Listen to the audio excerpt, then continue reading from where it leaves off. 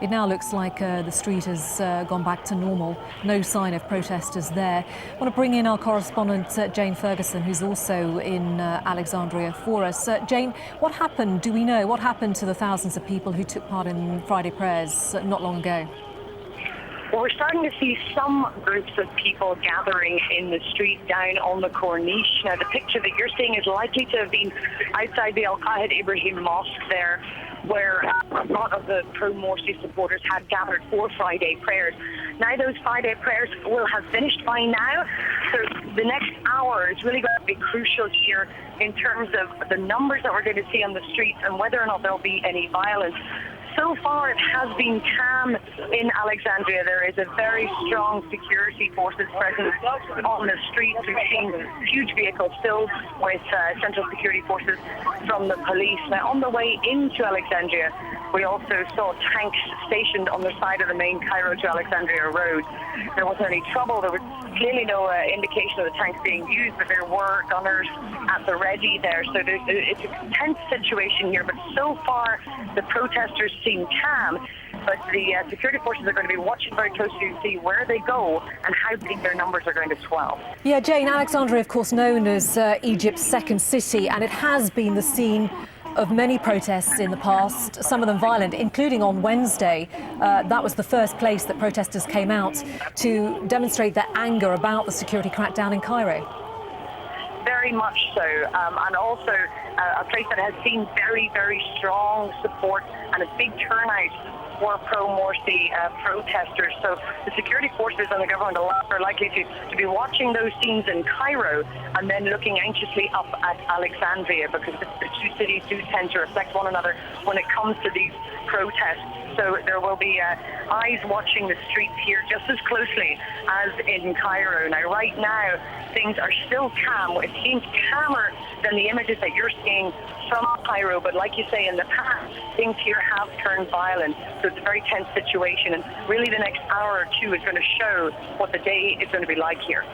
Yeah, and for people, again, I guess it's the same as in Cairo, for those who don't want to get involved in anything political, are they, do you think, intending to stay away, keep off the streets? I mean, they've had enough warning from the fact that the Muslim Brotherhood had made this call to arms, if you like, had said, please come out on the streets, please support us. They knew that it was likely to happen, bearing in mind Alexandria's history.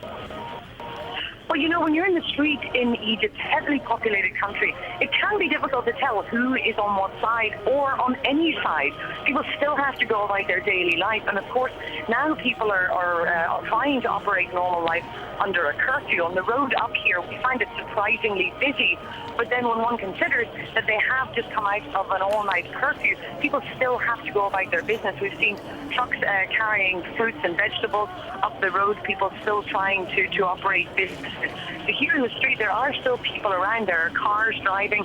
It does not seem abandoned by anyone, and it certainly doesn't seem as though everybody is here to protest. So at the moment, the people seem fairly calm. Now, that could change, of course, if the streets become violent. People still have to try to go by their daily life, although, of course, because it is a Friday, a holy day here and a day off work, that will be a bit easier for people on the ground. Yeah, and, you know, just explain to people, we are in a state of emergency in Egypt. There are certain curfews operating in certain provinces. How does that affect ordinary people? Well, the curfew does seem to be taken seriously. A lot of people, the roads are getting busier just before the curfew is implemented. Now, there has been some confusion. The curfew timings in the evening seem to be changed from 5 to 7 to 9. They've been changed several times. And what we have seen are several security forces checkpoints along the roads that we've gone to. They don't seem tense. They just seem a little bit more intensified than normal. But for people for ordinary life, I mean, businesses seem to be open. People are just being more secure. Some businesses seem closed. The doors are closed, but they are operating. From where I am right now, I can see shops open and business as usual in that regard. I think for most Egyptians, who of course have been struggling under huge economic hardships since the revolution, near economic collapse here, people really have to survive. And often for small business owners, that means staying open as long as you can. Now, of course, they can shutter their shops if things here get bad, but right now it seems to be 50-50. Some shops shuttered, but that could be normal for a Friday. Again, a day off work and a holy day here. So, but other shops open and people sitting outside. I can see people smoking shisha right here in the street. So they seem to be tense. Less women and children in the streets, mostly men, but still a relatively normal feel so far today. Jane, thanks very much indeed. Jane Ferguson joining us live from Alexandria. I want to explain a little bit more about what is happening in Tanta, the city 90 kilometres north of the capital, Cairo.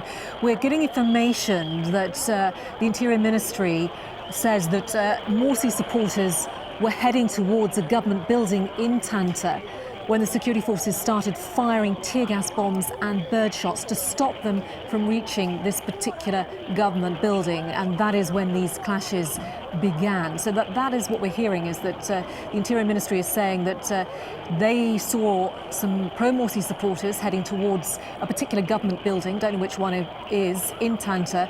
So the security forces started firing tear gas bombs and bird shots to stop them from reaching the building. Of course, we have no independent verification that that is how the events in Tanta unfolded, but certainly you can see we are looking at a picture of a small number of protesters in one part of Tanta. You can see what appears to be a branch set alight in the street there. We saw earlier that tear gas canisters had been thrown one way, and it looks like the protesters were trying to throw them back again.